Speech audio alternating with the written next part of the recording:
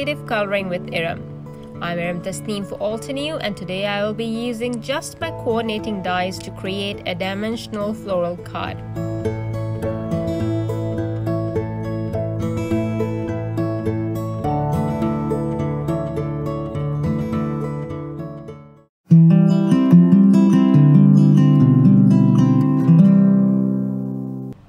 Hi again. So I saw this wild and free coordinating die set and I wanted to make flowers out of it like I usually do for my local work here. So I have all this pretty cardstock by Altenew. These are gradient cardstocks that I got for craft flower die sets, but I have been using them for other purposes.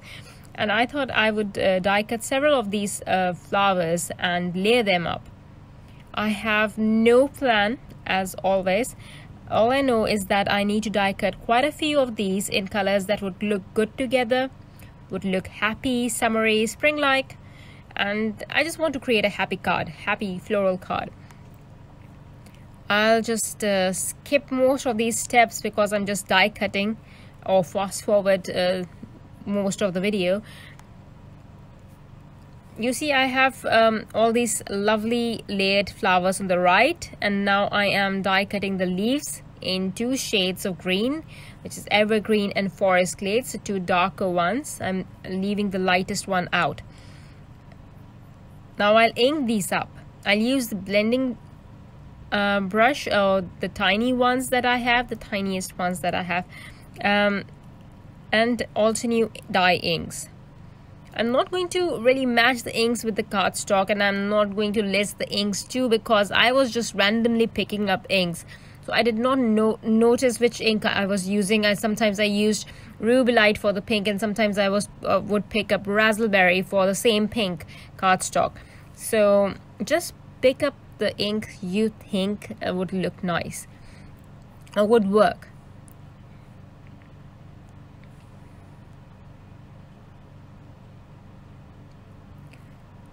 Use a shade close to the cardstock or a tad darker and it should work.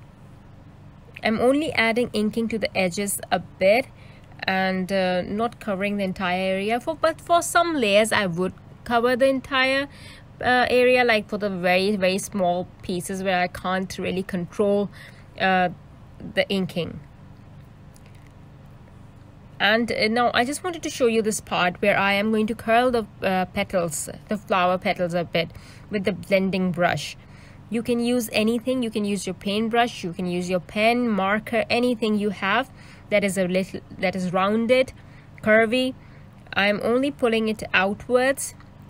You can pull it inwards as well if you want to shape your flower petals that are going bending out or bending in, curling outwards or curling inside. It is totally up to you. I wanted mine to be like this, so that is what I'm doing.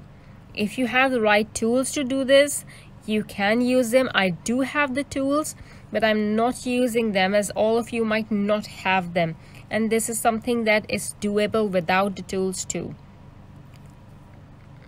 And that is how you create 3D flowers. It's easy with coordinating dies, which will give you a more cool effect because of the inking. So for my card front, I'll be using the Altenew blending tool, and this is my first time using it. Yes, I know I have not tried it yet. And I need a very soft looking background. So I've heard very good things about this blending tool, and my reaction to this was, oh wow, look at that soft blend. I wish I could add that part where I actually said it out loud, but I can't because it was very noisy in the background. Even applying the ink directly, even applying it directly without bouncing it onto my palette, it did not leave a splotchy effect. It was very smooth, and the effect is very smooth, and I really liked it. It has a lot of fibers and very smooth. This is better than the other blending brushes I use. I'm not saying that they are bad. They are also very useful. I do use them, but this is very good. I wish Altenew would make them in different sizes, like from really tiny to a little larger to, you know, medium sized. I hope they do come out with these in different sizes, because this is amazing. I would not use anything else if these are provided in different sizes. Anyway, once my background is done, I will add few black paint splatters onto the background, and then I will wait for it to dry, adhere my flowers and leaves with foam tape. The leaves I will glue directly. I wanted to add black enamel dots as flower centers, but I ran out of them, so I just doodled the flower centers instead with a permanent black pen. Then I added white and gold metallic watercolor splatters onto the bouquet. You do not need to do this. I just wanted to add a bit of sparkle, so I added a bit of splatter. Then a few control splatters, that is what I call them, as I add them with artist marker, jet black artist marker. For my sentiment, I'll pop up the die cut word hugs, and that's it. My card is ready. I hope I inspired you a bit today, and I hope you will see your coordinating dies with fresh eyes and a new perspective, or in a new light. Thank you everyone for watching. Bye. Hello there, did that video just spark your creativity? And do you want more project ideas and inspiration videos too? Well, if you do, please make sure that you subscribe to the Altenew YouTube channel.